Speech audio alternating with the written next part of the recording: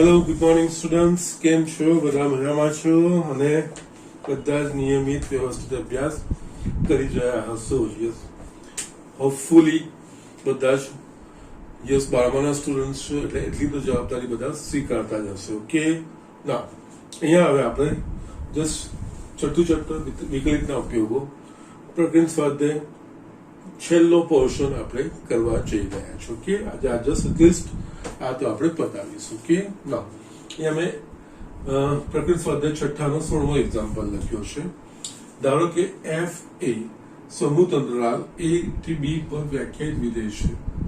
પ્રત્યેક x belongs to open interval a b માટે f dash x greater than 0 હોય તો સાબિત કરો કે વિધેય એફ એ ઓપન ઇન્ટરવલ એ બી પર વધતું વિધેય છે. ઓકે, આ થોડો કન્સેપ્ચ્યુઅલ દાખલો છે એટલે મેં લીધો છે આ વસ્તુ. Okay, conceptual in the sense અહીંયા આપણે વિધેયો નથી આપેલા, વ્યાપક રીતે દર્શાવ્યું છે, અંતરાલ પર વ્યાખ્યાયિત છે અને યસ પ્રત્યેક એક્સ બિલોંગ્સ ટુ માટે f dash x greater than 0 છે. યસ, આના પરથી કંઈક અર્થ આપણે તારવવાના છે. અને બીજું આપણે જે ભણ્યા છે અહીંયા એફ એ થી બી પર વધતું વિધેય છે એટલે વધતા વિધેયની બેઝિક ડેફિનેશન જો કોઈ અંતરાલમાંના બે મૂલ્ય x1 x2 માટે જો x1 ગ્રેટર ધેન x2 હોય એના પરથી જો આપણે એવું સાબિત કરીએ કે f of x1 greater than f of x2 તો એ વધતું વિધેય છે એવું આપણે બતાવી શકીએ. તો અહીંયા આપણે આ જ વસ્તુ સાબિત કરવાની છે. પણ એ કેવી રીતે કરવાની છે વસ્તુ જોઈએ. ધારો કે x1 x2 યસ અહીંયા મેં કોઈ બી વેલ્યુ આ અંતરાલમાંના મૂલ્ય લીધા એ બી જ્યાં આ બંને ભિન્ન છે એટલે કોઈ એક મોટું હશે જ્યાં x1 સોરી અહીંયા આપણે આ રીતે લઈએ જેનાથી આપણે સરળતાથી લખી શકીએ x2 greater than x1. Okay, આ વસ્તુ આપણે લીધી. ના હવે નેક્સ્ટ પ્રત્યેક x બિલોંગ્સ ટુ એટલે અહીંયા f dash x greater than 0 એટલે આનો મતલબ ઓપન ઇન્ટરવલ ab માં જેટલા બી x મૂલ્યો હશે એના માટે f dash x એનો મતલબ કે f dash x વ્યાખ્યાયિત છે અહીંયા. યસ, પ્રત્યેક x belongs to ab માટે f dash x greater than 0 છે. એટલે કે વિધેય એફ એ અંતરાલ એ બી માં વિકલનીય છે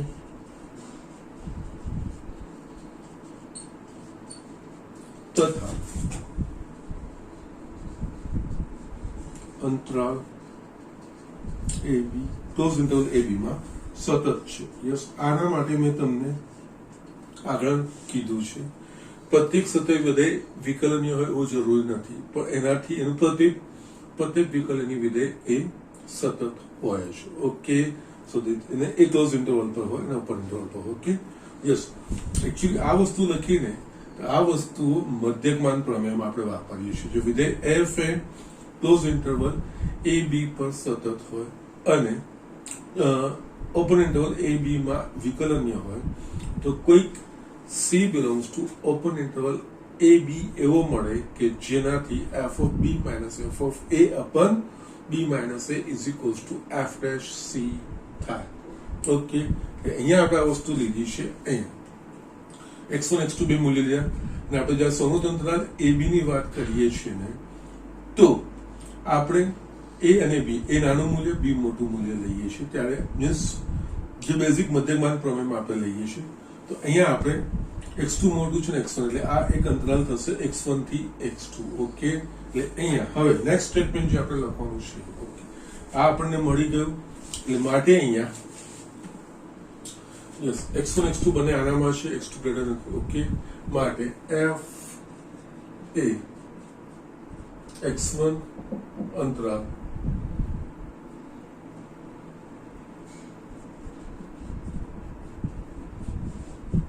x1 x2 માં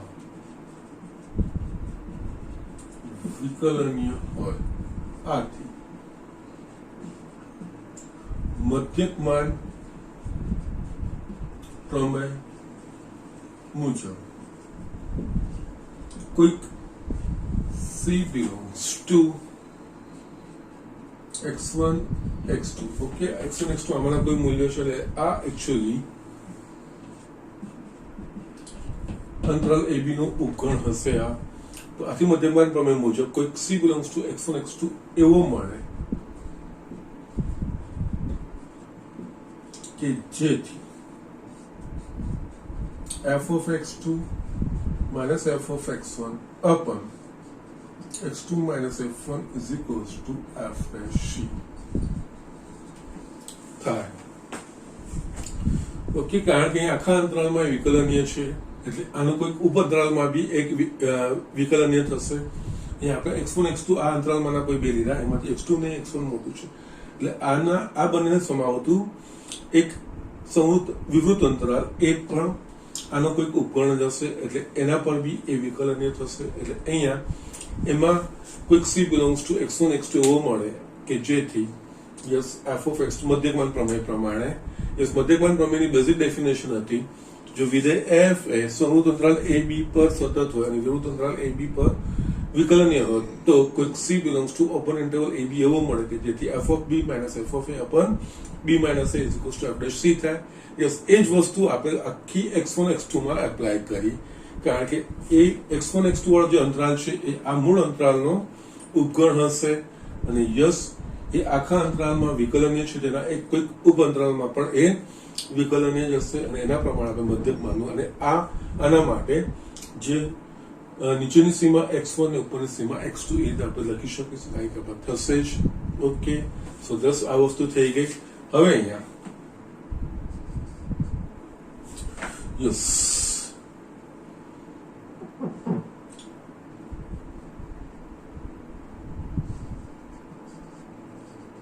અહીંયા પ્રત્યેક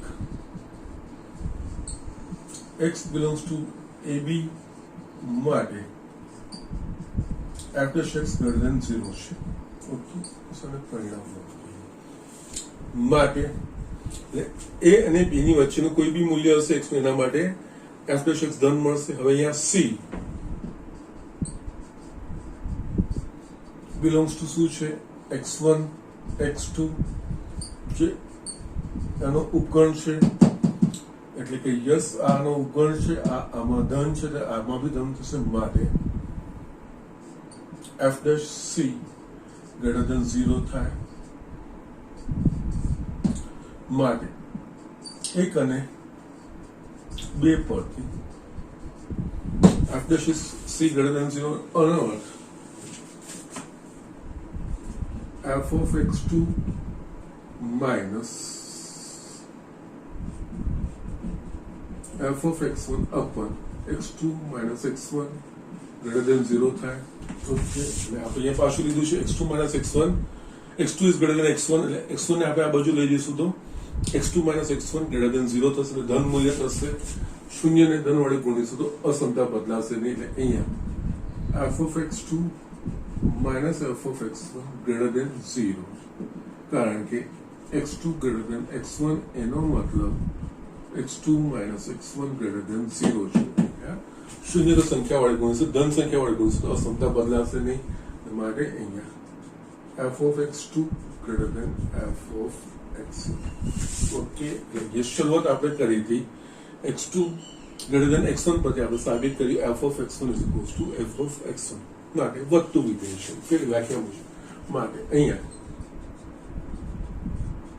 x2 greater than x1 implies f of x2 greater than f of x1 મળે છે માટે વધતા વિધેયની વ્યાખ્યા મુજબ f a થી b પર વધતું વિધેય છે. ઇનફેક્ટ ચુસ્ત વધતું વિધેય આપણે કહી શકીએ એ રીતનું આપણને અહીંયા મળે છે. સો જસ્ટ આ થોડું કન્સેપ્ટ હતા એટલા માટે મેં જો એક્ઝામ્પલ મેં તમને બતાવ્યો છે. અને યસ, ચોપડીના જેટલા બી એક્ઝામ્પલ છે બધા જ ઇમ્પોર્ટન્ટ છે. ફર્સ્ટ આપણો ઓબ્જેક્ટિવ એ હોવો જોઈએ કે આખી બુક પરફેક્ટ આપણે કરીએ. યસ, બુકમાંથી કોઈ પણ એક્ઝામ્પલ બાકી રહેવું, ભલે ખૂણામાં ગમે તેવું આપેલું હોય, કોઈ પણ એક્ઝામ્પલ બાકી રાખવાનું નહીં. યસ, એ બધા પરફેક્ટ હોવા જોઈએ. ભલે આ રીતે જસ્ટ કન્સેપ્ચ્યુઅલ છે તો પણ તૈયારી તો રાખવાની. અને યસ, લોજિકલી જશો તો કંઈ અઘરું પણ નથી. સ્ટેપ વાઇઝ જવાનું છે. મધ્યકમાનનો પ્રમેય ઉપયોગ કરવાનો છે. અહીંયા વધતા વિધેયની બેઝિક જે ડેફિનેશન છે એના પરથી આપણે આ વસ્તુ બતાવવાની છે, એસ્ટાબ્લિશ કરવાની છે. યસ, સ્ટેપ બાય સ્ટેપ મેં તમને બતાવ્યું છે. ઓકે, સો જસ્ટ રાઇટ ડાઉન. આપણે નેક્સ્ટ એક્ઝામ્પલ જોઈએ. યસ સ્ટુડન્ટ, મેં અહીંયા બીજો 18મો દાખલો લખ્યો છે. ઓકે, મહત્તમ ન્યૂનતમના છે. બધા મહત્તમ ન્યૂનતમના ચોપડીના બધા એક્ઝામ્પલ મહત્વના છે. ઓકે, અને સિસ્ટમ એને સોલ્વ કરવાનો એપ્રોચ યુનિફોર્મ એ જ રાખવાનો. યુનિફોર્મ એટલે કે જસ્ટ એક સરખો, એટલે કે શું આપેલું છે, કોને મહત્તમ કે ન્યૂનતમ બનાવવાનું છે, એ વિધેય જે મહત્તમ કે ન્યૂનતમ બનાવવાનું છે, યસ, એને એક ચલમાં રૂપાંતરિત કરી શકાય એવું છે કે નહીં. તો પહેલા એક ચલમાં છે કે નહીં, જો ના હોય તો એને એક ચલમાં રૂપાંતરિત કરવાનું. એ જ પ્રોસેસ આગળ વધતું જાય. અહીંયા બીજી એક વસ્તુ, જે વસ્તુ આપણને આપેલી હોય એ અચળ. ઓકે, તો ના અહીંયા એ જ ઊંચાઈ વાળા અને અર્ધશ્રેણકોણ આલ્ફા હોય તેવા લંબપ્રત્ય શંકુમાં, એટલે અહીંયા શંકુની ઊંચાઈ h અને એનો અર્ધશ્રેણકોણ આલ્ફા એ વસ્તુ આપી દીધી. એટલે આ ફિક્સ છે, આ અચળ છે, આનો આપણે ઉપયોગ કરવાનો. શામાં? તો કે જે મહત્તમ કે ન્યૂનતમ રાશિ બનાવવાની છે કે મહત્તમ કે ન્યૂનતમ વિધેય બનાવ્યું છે એમાં. એટલે આ વસ્તુ થઈ ગઈ. અંતર્ગત મહત્તમ ઘનફળ વાળા નળાકારની ઊંચાઈ, અંદર શંકુની અંદર મહત્તમ ઘનફળ વાળું નળાકાર, એટલે કે નળાકારનું ઘનફળ છે એને આપણે મહત્તમ બનાવવાનું છે. એટલે અહીંયા કઈ રાશિ મહત્તમ બનાવવાની છે? તો નળાકારના ઘનફળનું. નળાકારનું ઘનફળ શું? તો કે પાઈ આર સ્ક્વેર h. એટલે એમાં r અને h છે, બે ચલ છે. એટલે એમાં એક ચલમાં આપણે રૂપાંતરિત કરવાનું. એના માટે આ વસ્તુનો ઉપયોગ કરવાનો.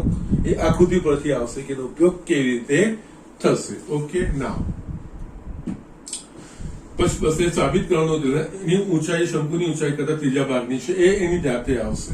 અને છેલ્લે નળાકારનું મહત્તમ ઘનફળ, જસ્ટ અહીંયા જે આપણને સંબંધ મળશે એના પરથીનું ઘનફળ શોધવાનું આવશે. અને આમાં h અને tan આલ્ફા, એટલે કે જે વસ્તુ આપેલી છે એનો ઉપયોગ કરવાનો છે. ઓકે, એટલે અહીંયા આના માટે આકૃતિ મહત્વની છે. યસ, આપણા પાસે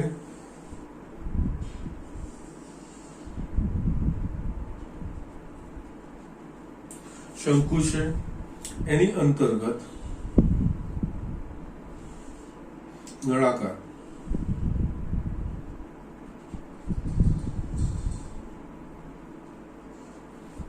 એક આધાર થશે આ રીતનો. ઓકે, આ થશે શંકુની ઊંચાઈ, એટલે કે જસ્ટ એ આપણને આપી છે h. એના સિવાય એનું અર્ધશ્રેણકોણ, એટલે આ આપણને આપ્યું છે આલ્ફા. આ બે વસ્તુનો ઉપયોગ કરવાનો છે. યસ, હવે અહીંયા આપણે જોઈએ તો અહીંયા h આપેલું છે, આલ્ફા આપેલું છે. નાવ અહીંયા આપણા પાસે શંકુનું ઘનફળ, તો યસ, શંકુનું ઘનફળ એમાં pi r square h. R h કઈ દેખાતો જ નથી, એટલે h અહીંયા આપણે લીધું. અહીંયા ધારો કે શંકુની નળાકારની ઊંચાઈ x તથા ત્રિજ્યા r છે. એટલે જસ્ટ આ વસ્તુ થશે, ત્રિજ્યા r થશે, અને આ જે છે x થશે. યસ, અહીંયા શંકુનું ઘનફળ આપણે હોય, નળાકારનું ઘનફળ, નળાકારનું ઘનફળ જેને આપણે મહત્તમ કરવાનું છે, એટલે કે v પાઈ આર સ્ક્વેર h. એ આપણા પાસે કોઈ ક્લુ જ નથી, r અને h ની કોઈ માહિતી જ આપી નથી. તો r અને h જે આપણને પરિમાણો આપેલા છે, h અને આ અર્ધશ્રેણકોણ આલ્ફા, એનામાં આપણે શોધવાનું થાય. તો યસ અહીંયા આપણે જોઈશું. તો યસ આખી આ ઊંચાઈ છે h, આમાંથી x છે, તો આ જે થશે એ h માઇનસ x થશે. ઓકે, અને અહીંયા જસ્ટ એક વસ્તુ તો આપણે જસ્ટ સમજી શકીએ છીએ કે જે x નું મૂલ્ય છે એ h કરતા નાનું હશે. ઓકે, અને x એ ઊંચાઈ છે એટલે શૂન્ય કરતા મોટી હશે અને જસ્ટ શંકુની ઊંચાઈ કરતા નાની હશે. એટલે કે જસ્ટ આપણને એક વસ્તુ મળશે કે આની જે ઊંચાઈ છે, ઓકે, x લઈએ આપણે. ઓકે, અહીંયા તો આ ભાગ h માઇનસ x થશે. ઓકે, એના સિવાય હવે r આપણને નથી મળતું, આપણે કોઈ ચલમાં ફેરવાનો પ્રયત્ન કરી રહ્યા છીએ. તો અહીંયા જોઈએ તો આપણા પાસે આ a b અને c લખું, આ કાટકોણ ત્રિકોણ થશે.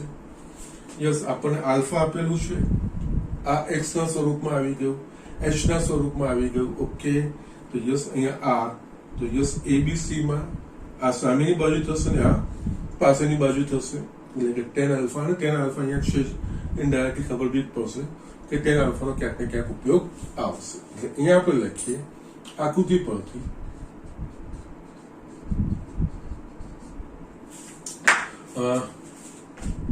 ત્રિકોણ ABC માં કે tan alpha is equals to સામેની બાજુ એટલે કે અહીંયા BC છેદમાં AB. tan આલ્ફા BC બરાબર આપણા પાસે છે R, AB બરાબર આપણા પાસે h માઇનસ x માટે R is equals to h minus x into tan alpha. હવે આપણા પાસે જસ્ટ આ h અને આલ્ફા અચળ છે, r h અને આલ્ફા અચળ છે, r એ x નું વિધેય થઈ ગયું.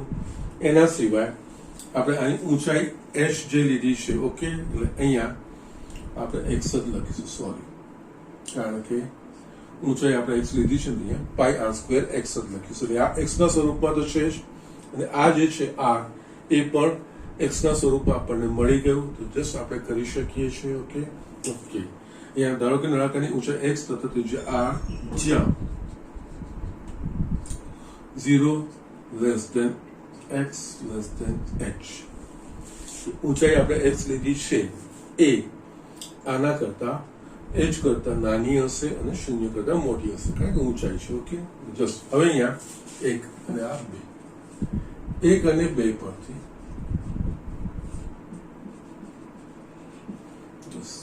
v is equals to pi r square એટલે કે h minus x whole square tan alpha into x. આ વસ્તુ થઈ ગઈ. યસ, હવે આપણે અચળને અલગ અલગ કરતા જઈએ તો યસ પાઈ tan alpha આનું વિસ્તરણ કરીશું તો h square minus 2hx plus x square into x. Yes, વિકલન કરવાનું છે, ગુણાકાર કરો એના કરતા x ને અંદર લઈ જવો સારું, એટલે ગુણાકાર ના કરવું પડે. આપણે અહીંયા h square x minus 2hx square plus x cube આ અને v થઈ ગયું. હવે અહીંયા આપણે જોઈએ તો કે ઊંચાઈ h અને અધર કોણ આલ્ફા એ આપેલું છે, અચળ છે, આલ્ફા અને h અચળ છે, બાકી આખું x ના સ્વરૂપમાં થઈ ગયું. ધારો કે v is equivalent to v of x is equals to pi tan alpha h square x minus 2hx square plus x cube માટે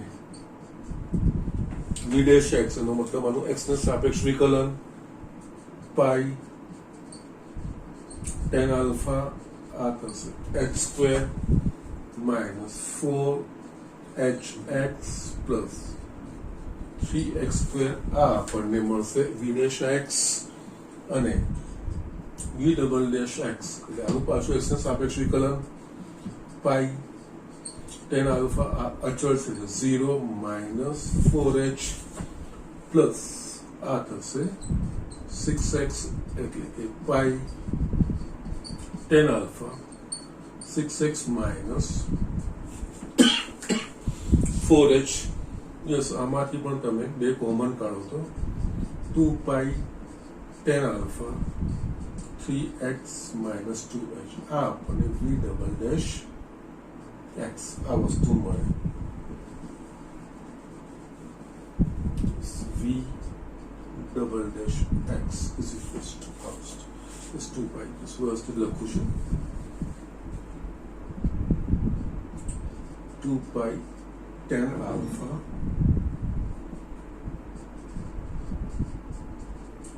3x minus 2h. ઓકે, આ વસ્તુ મળી ગઈ. યસ, હવે આપણે નિર્ણાયક સંખ્યાઓ માટે યસ પ્રથમ વિકલ્પ 0. હવે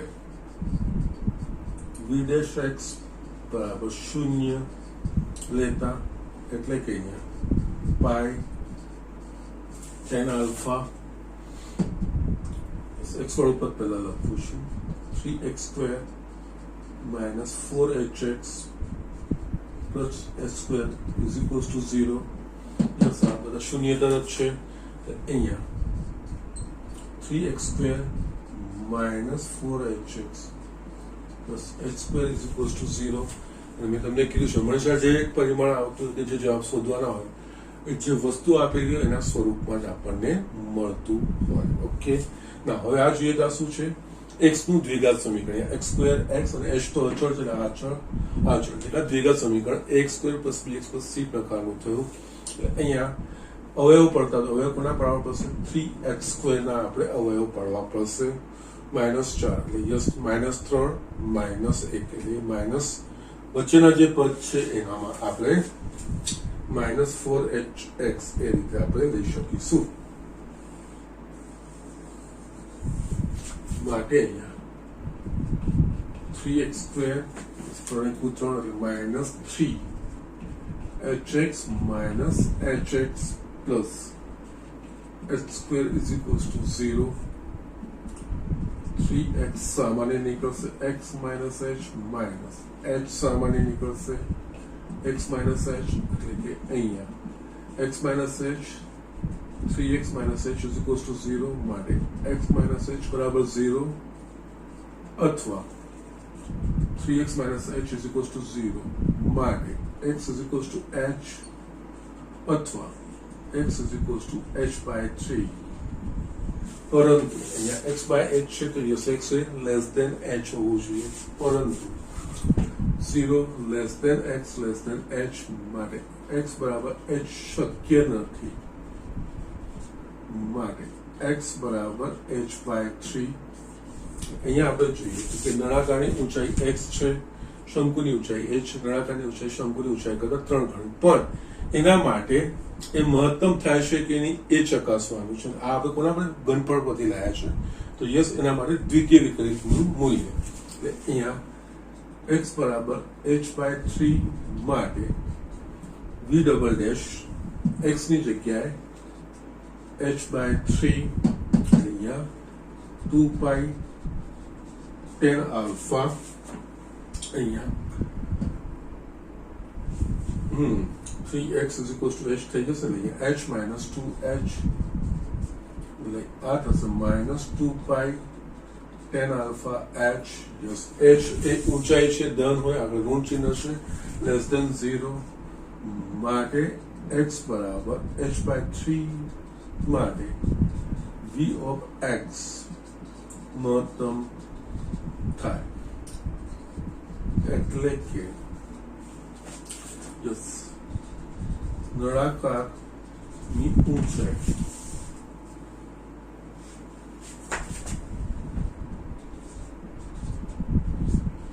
એ શંકુની ઊંચાઈ કરતા ત્રીજા ભાગની હોય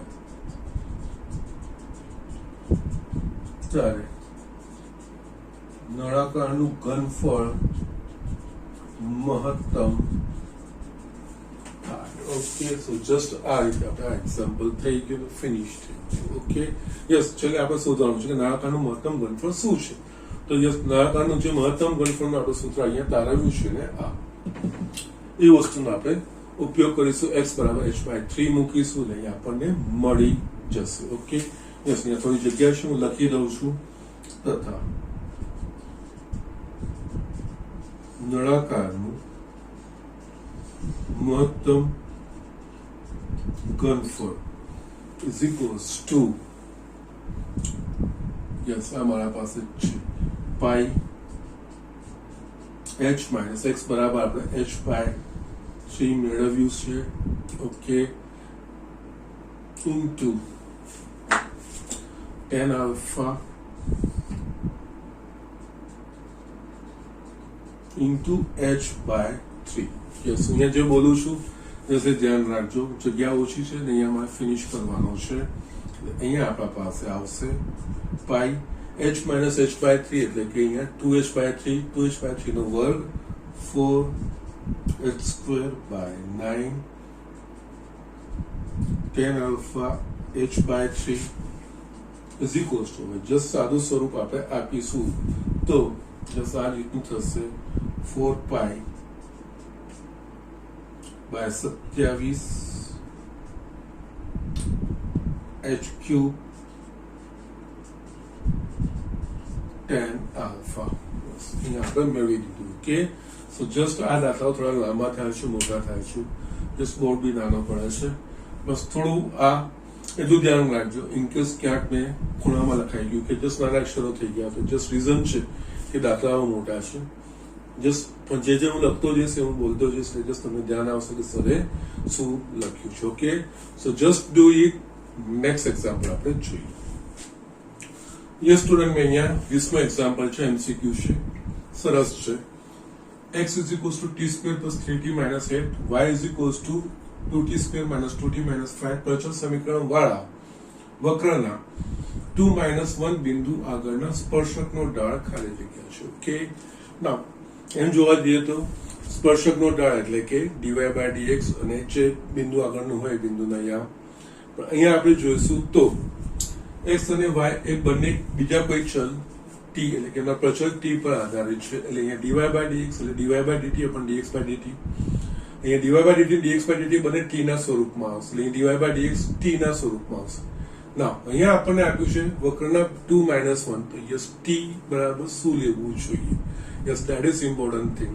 યસ, એ કેવી રીતે કરવાનો છે એ વસ્તુ આપણે જોઈએ. ઓકે, ના અહીંયા યસ સ્પર્શકનો ઢાળ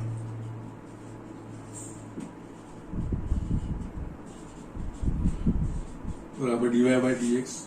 અહીંયા y ને x ને જોડતી કરી નથી, y ને જો x બંને કોઈ ત્રીજા ચલ t પર પ્રચલ સમીકરણો છે. એટલે અહીંયા આપણે dy/dx એટલે કે dy/dt છેદમાં dx/dt લેવું પડશે. ઓકે, ના હવે અહીંયા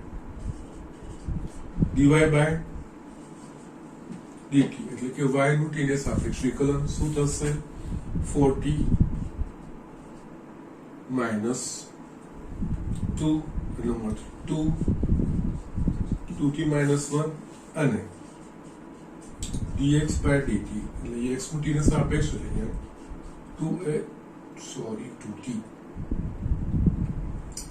2t plus 3 આ વસ્તુ થશે માટે સ્પર્શકનો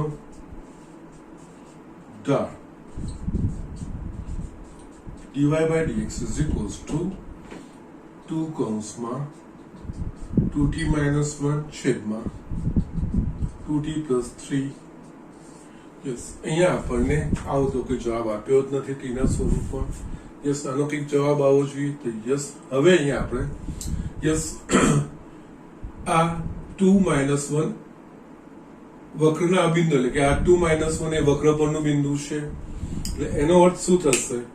x બરાબર 2 અને y બરાબર -1. x બરાબર 2 લઈને આનું સોલ્યુશન લાવવાનું, y બરાબર -1 લઈને બંનેમાંથી t ના મૂલ્ય શોધવાના અને બંનેમાં t ના જે મૂલ્ય સમાન આવશે કારણ કે યસ બંનેને સંતોષતું હોવું જોઈએ. Okay, so just we will do like this.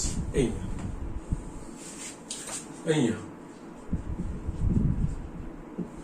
Yes 2 - 1 એ વક્ર પરનું બિંદુ છે માટે આ x યામ અને y યામ છે. એટલે x બરાબર 2 એટલે કે 2 is equals two t square plus 3t minus 8 અને -1 is equals two 2t square minus 2t minus 5. Okay yes. હવે આ બંને પરથી આપણે t ના મૂલ્યો શોધવાના. દ્વિઘાત સમીકરણ છે એટલે બે મૂલ્યો આવશે જ.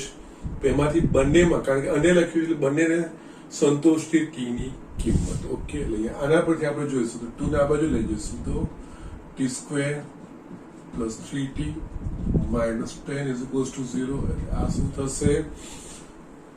5 દુની 10. ઓકે 5 માઇનસ અહીંયા t plus 5 t minus 2 is equals to 0 માટે t is equals to minus 5 અથવા t is equals to 2. આના પરથી આપણે minus 1 આ બાજુ 2t square minus 2t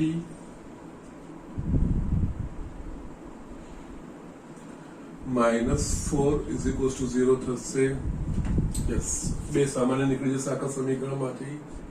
t square minus t minus 2 is equals to 0. તો yes, હવે આના minus 2 ના હોય minus 2 ને 1 એટલે અહીંયા t minus 2 t plus 1 is equals to 0 માટે t is equals to 2 અથવા t બરાબર minus 1. ઓકે યસ, બંનેમાં કયું સામાન્ય છે? t બરાબર 2. ઓકે, કારણ કે બંનેને સંતોષતી t ની કિંમત, કારણ કે અહીંયા આ યામ આપ્યા છે, યામ એ x યામ અને y યામ છે. સ્પર્શક એટલે કે એ વક્ર પરના બિંદુને આપણે કોઈ x અને y યામ બંનેને કોઈ ત્રીજા ચલ સ્વપ્નાપાત સ્વરૂપમાં એને આપણે દર્શાવીએ છીએ. એટલે આ બિંદુ 2 minus 1 એ x બરાબર 2 એના પર t ની કિંમતો મળશે. એટલે યસ, અહીંયા t ની પણ બે અલગ અલગ કિંમત, બંનેમાં સામાન્ય શું છે? t બરાબર 2. યસ, માટે t બરાબર 2 થશે. અહીંયા t બરાબર 2 ની કિંમત માટે સ્પર્શકનો ઢાળ ઇઝ ઇક્વલ્સ ટુ યસ સ્પર્શકનું 2 minus 1 બિંદુ આગળનું ઢાળ. યસ, 2 minus 2 બિંદુ આગળના સ્પર્શકનો ઢાળ એ ખરેખર લેંગ્વેજ લખાશે.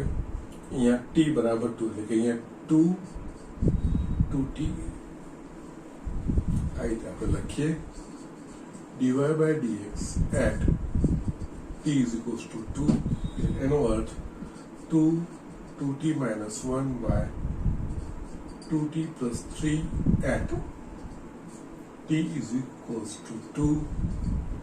બસ બે મૂલ્ય મૂકીશું તો અહીંયા 2 into 3. ઓકે, 2 દૂની 4 minus 1 અહીંયા 7 થશે. that is 6 by 7. B. આ આન્સર આવશે. આ રીતે આ એક્ઝામ્પલ કરવાનું છે. આ રીતે આ મહત્વનું એક્ઝામ્પલ હતું એટલે મેં બાકી રાખ્યું તો આમાં કેવી રીતે અપ્રોચ થશે. ઓકે, બિંદુ આપ્યું છે, પ્રચલ સમીકરણ છે. બિંદુ પ્રચલ સમીકરણમાં બિંદુને આપણે કોઈ ત્રીજા ચલ ટી હોય, થીટા હોય, આપણે જે અલગ અલગ લખ્યા છે, પરવલય હોય ઉપર, તો આપણે થી ના સ્વરૂપમાં આવે છે. બાકી વર્તુળ, ઉપવલય કે અતિવલયમાં આપણે થીટાના સ્વરૂપમાં આપણે લખીએ છીએ. મેં તમને જસ્ટ લાસ્ટ લેક્ચરમાં જે લખીને બતાવ્યું છે એના પ્રમાણે આ વસ્તુ કરવાની છે. Okay, so just do it. આપણે બીજો એક એક્ઝામ્પલ જોઈએ. જે સ્ટુડન્ટ મેં અહીંયા બીજો એક એક્ઝામ્પલ લખ્યું 21st. આ પણ બહુ સારો છે ને આજે બહુ ઇમ્પોર્ટન્ટ છે, ઘણી બધી વાર આ પૂછાઈ ગયો છે. રેખા y is equals to mx plus 1 એ વક્ર y square is equals to 4x નો સ્પર્શક હોય તો m બરાબર શું? અહીંયા y is equals to mx plus 1 આપ્યું છે, અહીંયા m શું થશે આપણે શોધવું. આનો સ્પર્શક હોય, બીજું કંઈ આપણને અહીંયા આપેલું નથી. એટલે અહીંયા જસ્ટ થોડી લોજિકલી વિચારવાનું છે. આ રેખા જો આ વક્ર એટલે કે પરવલયનો સ્પર્શક હોય તો રેખા કોઈ પણ વક્રનો સ્પર્શક એ વક્રને કેટલા બિંદુએ છેદે? તો કે એક અને માત્ર એક જ. ઓકે, સો જસ્ટ આ જ વસ્તુ અહીંયા આપણે કન્સેપ્ટ કરવાનું છે. અને આ એક રેખા વક્રને સ્પર્શે એટલે એનું છેદે એનો મતલબ આ બંનેનો ઉકેલ. પણ સ્પર્શક હોય તો કેટલા બિંદુમાં છેદે? એક જ બિંદુમાં છેદે. તો આ બેનો જે ઉકેલ આવશે એ અનન્ય હોવો જોઈએ. જસ્ટ હું અહીંયા એક ફિગર દોરું છું, પણ અહીંયા વ્યાપક રીતે કોઈ પણ વક્ર હોય ને ત્યારે બી આ વસ્તુ આપણે કરી શકીએ છીએ. અહીંયા આ y² = 4x છે, એટલે અહીંયા y² = 4x થશે. x અક્ષને સમિત. ઓકે,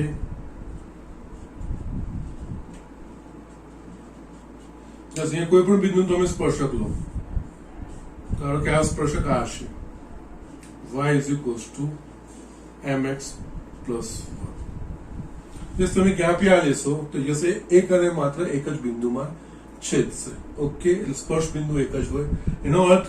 અને આ છેદ બિંદુ એટલે કે આ બે સમીકરણોનો ઉકેલ, કે આ બે સમીકરણનો ઉકેલ એટલે કે આ બે સમીકરણનો અનન્ય ઉકેલ. ઓકે, એટલે અહીંયા જસ્ટ આપણે આ રીતે લખી શકીએ. અહીંયા જો રેખા y = mx + 1a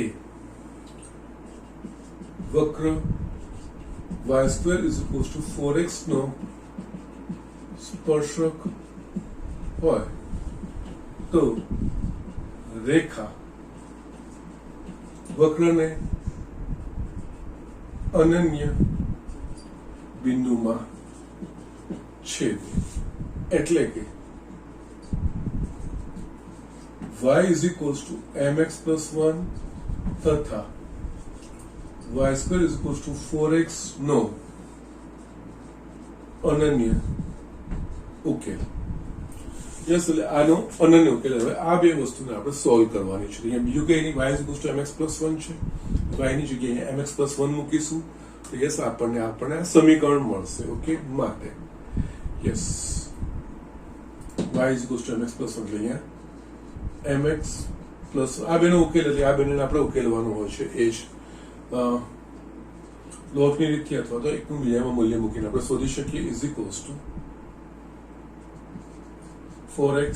યસ, આ વર્ગ છે અને આપણે છૂટું કરીશું તો m² + 2mx + 1 = 4x. અહીંયા m² x² x વાળું પદ આપણે આ બાજુ લાવીશું તો yes 2mx - 4x + 1 = 0. m² x² plus અહીંયા આપણે સામાન્ય x તો નીકળશે જ. યસ, 2x એકચ્યુઅલી સામાન્ય નીકળશે તો યસ આપણે 2 ખાલી ફક્ત x જ કાઢીએ તો 2m - 4x + 1 = 0. યસ, આ x ના સ્વરૂપમાં દ્વિઘાત સમીકરણ આવી ગયું. યસ, આનો અનન્ય ઉકેલ. યસ, દ્વિઘાત સમીકરણ x² + bx + c = 0 નો અનન્ય ઉકેલ શું હોય તો કે જ્યારે એનું વિવેચક એટલે નું મૂલ્ય એટલે કે b² - 4ac નું મૂલ્ય 0 થાય ત્યારે. ઓકે, ના અહીંયા સમીકરણ 1 ના અનન્ય ઉકેલ માટે આ થશે b, આ a અને આ c એટલે કે અહીંયા 2m - 4 whole square b² - 4 m² 1 = 0. અહીંયા બાજુમાં કારણ લખું છું કારણ કે ax² + bx + c = 0 ના અનન્ય ઉકેલ માટે b² - 4ac = 0 થાય. અને જસ્ટ આપણે આ બે સમીકરણો પરથી જે આપણે સમીકરણ બનાવ્યું x નું દ્વિઘાત સમીકરણ આવ્યું અને જસ્ટ એ કારણ કે એક અનન્ય બિંદુમાં છેદે છે એટલે અનન્ય ઉકેલ હોવો જોઈએ. એટલે કે આ સમીકરણનો અનન્ય ઉકેલ હોવો જોઈએ.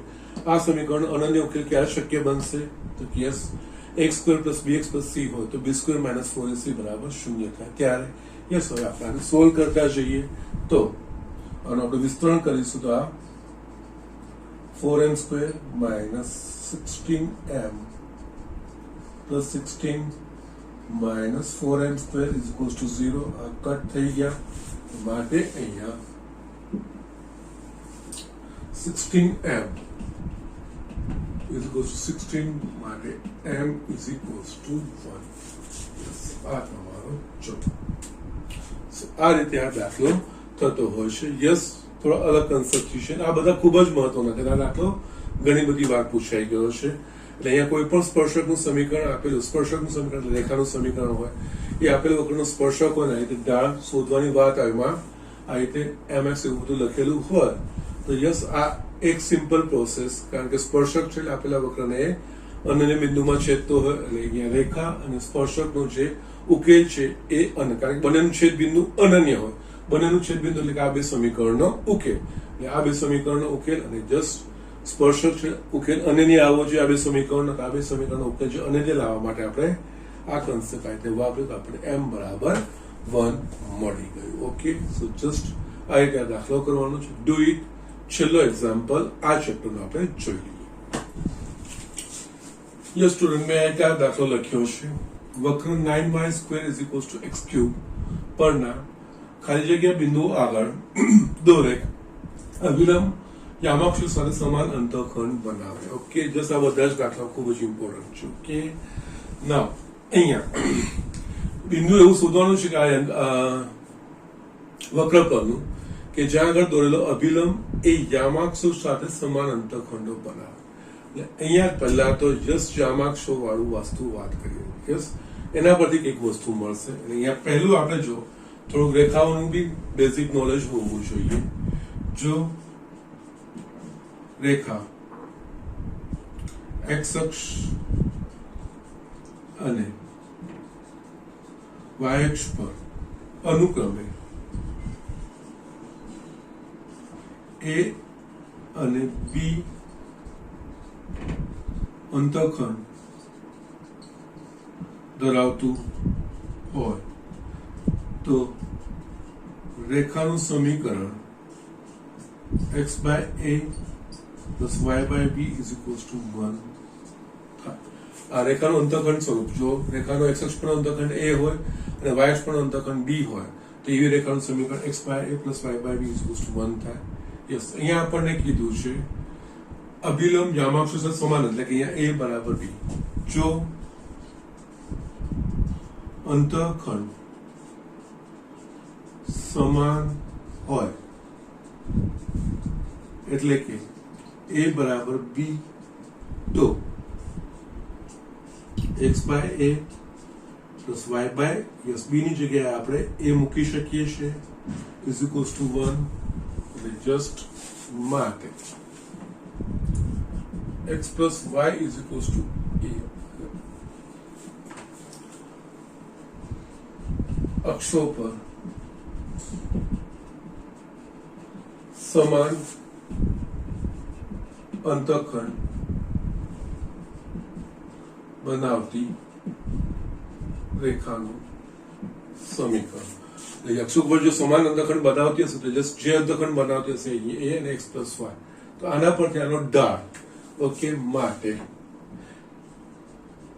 અક્ષો પર સમાન અંતઃખંડ બનાવતી રેખાનો ઢાળ is equals to minus x નો સહગુણક છેદમાં y નો સહગુણક is equals to -1. અહીંયા અક્ષો પર સમાન અંતઃખંડ બનાવતી રેખાનું હંમેશા ઢાળ થશે -1. એટલે અહીંયા ખાલી જગ્યા બિંદુનો અભિલંબ યામાક્ષો સાથે સમાન અંતઃખંડ બનાવે છે માટે આપેલ દાખલામાં અભિલંબનો ઢાળ બરાબર -1. ઓકે, કારણ કે અભિલંબ એ યામાક્ષો સાથે સમાન અંતઃખંડ બનાવે છે. યસ, એટલે વક્રના સમીકરણ પરથી વક્રના સમીકરણ પરથી 9y² is equals to x³, એટલે પહેલા તો આપણે આના સ્પર્શકનો ઢાળ અને સ્પર્શકનો ઢાળ એના પરથી આપણે અભિલંબનો ઢાળ ને અભિલંબને -1 વડે આપણે જસ્ટ ઇક્વેટ કરવાનો છે. એટલે કે વક્રના સમીકરણ પરથી 2y into dy/dx is equals to 3x², કારણ કે આપણે dy/dx શોધવાનું છે, x નું સાપેક્ષ વિકલન.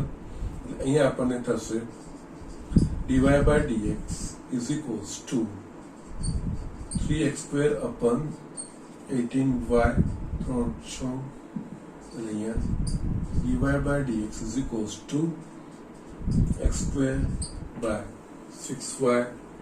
ધારો કે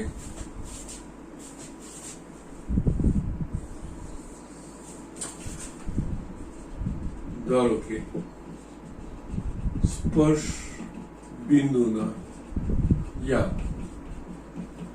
x0 y0 છે માટે x0 y0 આગળના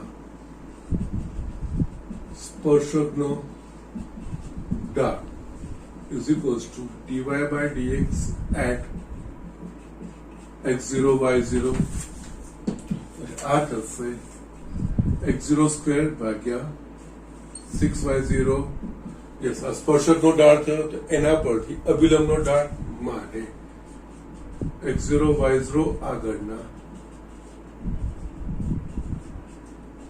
અભિલંબનો ઢાળ is equals to આનો ઋણ વ્યસ્ત એટલે કે -6y0 upon x0 સ્ક્વેર. અહીંયા આપણને અભિલંબનો ઢાળ શું થશે? -1 થશે માટે -1 is equals to -6y0 છેદમાં x0 સ્ક્વેર એટલે કે અહીંયા x0 square is equals to 6y0 થશે. ના અહીંયા હવે આ x0 y0 સ્પર્શ બિંદુ છે એટલે વક્રના સમીકરણનું સમાધાન કરે એમાં આપણે આ વસ્તુનો ઉપયોગ કરવાનો. ઓકે, હવે x0 y0 એ વક્ર પરનું બિંદુ હોવાથી 9y0 square is equals to x0 cube. 1 અને 2 પરથી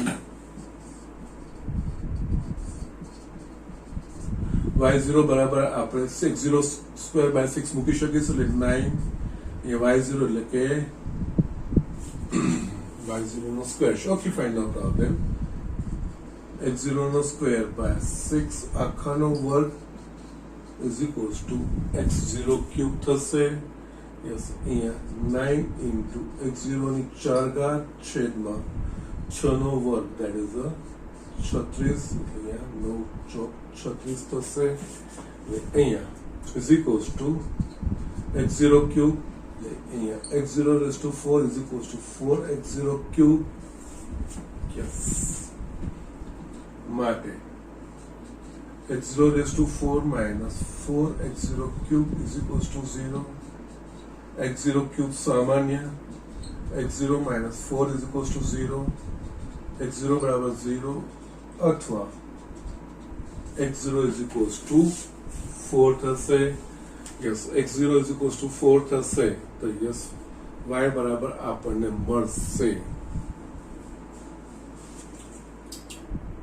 yes, x0 is equals to 0 તો y is equals to 0 એવું તો કોઈ આપણા પાસે બિંદુ છે જ નહીં અને જસ્ટ આ વસ્તુ શક્ય ત્યારે જ બનશે કે જ્યારે x0 is not equals to 0 થશે. ઓકે, કારણ કે અભિલંબનો ઢાળ છે -1. યસ, -1 એટલે કે અહીંયા આપણે લખી શકીએ x0 is not equals to 0 કારણ કે ઢાળ -1 ક્યારે થાય કે છેદ શૂન્ય ન હોય ત્યારે. ઓકે, તો જસ્ટ આ વસ્તુ થશે એટલે અહીંયા ફક્ત આપણને x0 is equals to 4 મળે છે. x0 is equals to 4 પરથી y નું મૂલ્ય આપણે શોધવાનું છે. ઓકે, તો યસ વક્રના સમીકરણ પરથી તમે શોધી શકશો. ઓકે, નાઉ 4 ક્યુબ બાય 9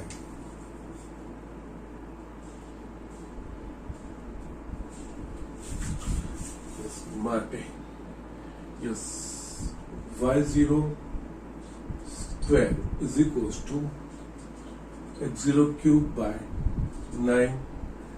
અહીંયા y0 square x0 cube એટલે 4 નો ક્યુબ 64 by 9 માટે y0 is equals to plus or minus 8 by 3. Okay, so just x0 બરાબર 4 અને y0 બરાબર plus or minus 8 એ તમારો જવાબ. સો આ રીતે આ દાખલાઓ કરવાના છે. જસ્ટ બધા જ ઇમ્પોર્ટન્ટ દાખલાઓ હતા.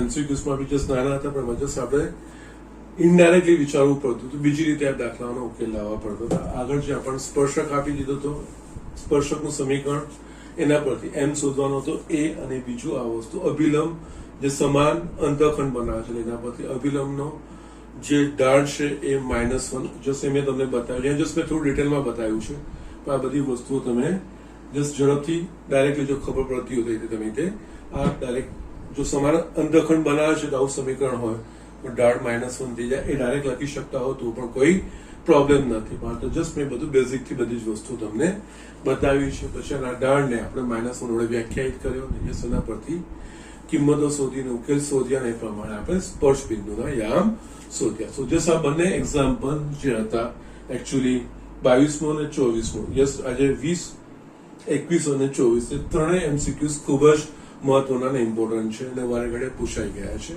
તમારે વ્યવસ્થિત કરવાના છે ઓકે અહીંયા આપણું પ્રકરણ સ્વાધ્યાય 6 બુકની રીતે દ્રષ્ટિએ ઓફિશિયલી ફિનિશ થાય છે નેક્સ્ટ લેક્ચરમાં હું જે 2020માં અને પછી હમણાં પાછી પૂરક પરીક્ષામાં જે પૂછાઈ ગયા છે અને એના સિવાય મારો વિચાર છે કે ગુજરાતના જે ક્વેશ્ચન છે આ ચેપ્ટરમાંથી એ બધી જ વસ્તુ હું નેક્સ્ટ લેક્ચરમાં હું લઈશ આજનું લેક્ચર હું અહીંયા પૂરું કરું છું અહીંયા પ્રકરણ સ્વાધ્યાય 6 તમારું પતે છે તમને બસ કોઈ હોમવર્ક તો છે નહીં કારણ કે બધા દાખલા થઈ ગયા છે પણ પ્રકરણ સ્વાધ્યાય 6 પાછું આખું કરવાનું 6.5 અને 6 આ બે સ્વાધ્યાય ખૂબ જ અગત્યના છે તમારો એક 4 માર્કનો એક્ઝામ્પલ આ બેમાંથી જ નીકળશે જ એટલે મહેરબાની કરીને આટલો પોર્શન ધ્યાનથી કરજો એટલું જ